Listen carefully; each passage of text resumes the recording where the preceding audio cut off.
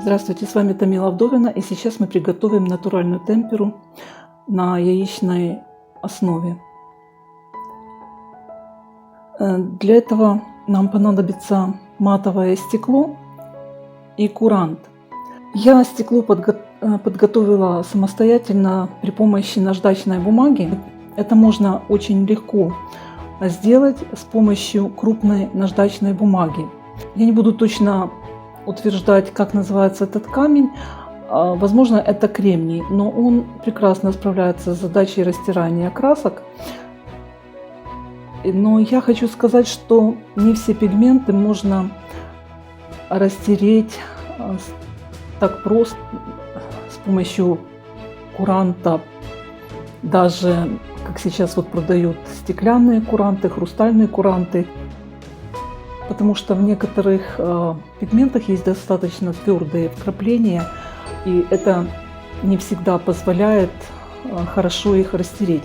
Но о пигментах более подробно мы поговорим немного позже. А сейчас мы приступим непосредственно к приготовлению краски. Сейчас я беру кадмий красный.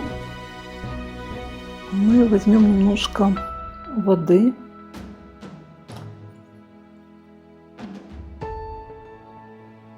Некоторые растирают пигменты непосредственно с яичной эмульсией, но здесь есть такой момент, что иногда мы можем растирать довольно-таки большое количество пигмента, и мы не собираемся использовать его за один раз. Тогда лучше растереть этот пигмент с водой, собрать, подсушить и хранить в какой-то стеклянной баночке с крышечкой, чтобы он был в сухом состоянии. А какое-то небольшое количество, необходимое вам непосредственно сейчас для работы, смешать с желтковой эмульсией. Так вот, я взяла воду с пигментом, курант, и я это тщательно растираю.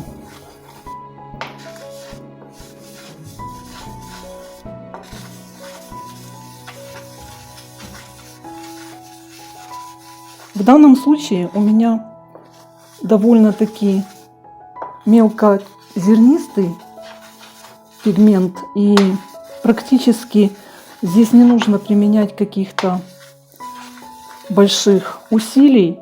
Вот поэтому, и поскольку я его хранить не собираюсь, я добавляю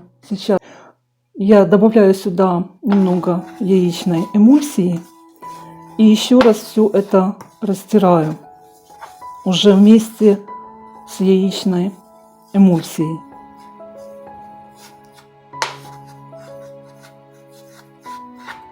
Вот. Теперь я могу это все собрать в тарелочку.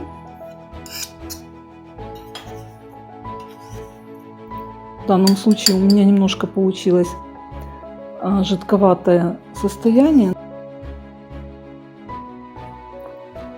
Если мы, например, возьмем немного больше пигмента,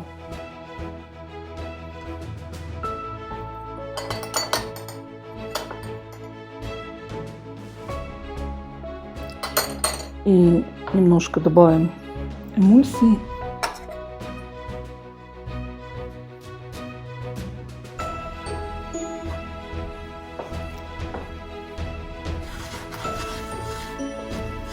то есть чем меньше у нас будет влаги, тем будет гуще пигмент.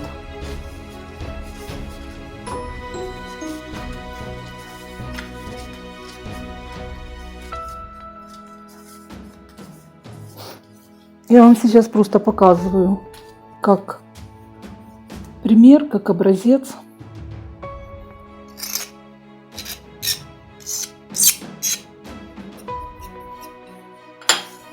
Вот. Как видите, у нас сейчас более густое состояние краски. И с опытом вы сами будете определять, какой густоты краску вам лучше сделать жидкую или более плотную. Если вы собираетесь делать плави, заливки, то лучше сделать жидкую краску. Но это не проблема, потому что и густую можно развести уже непосредственно в тарелочке. Я вам просто показала пример, как это может выглядеть в том или другом случае.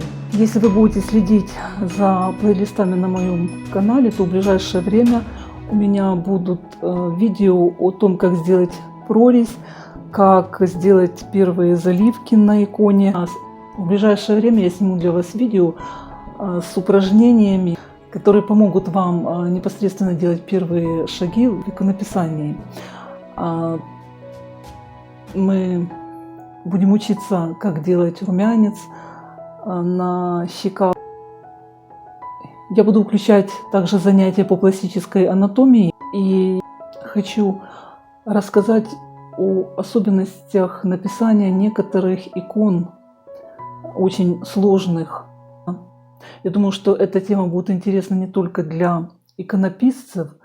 У меня есть свой метод преподавания рисования через знакомство с иконой.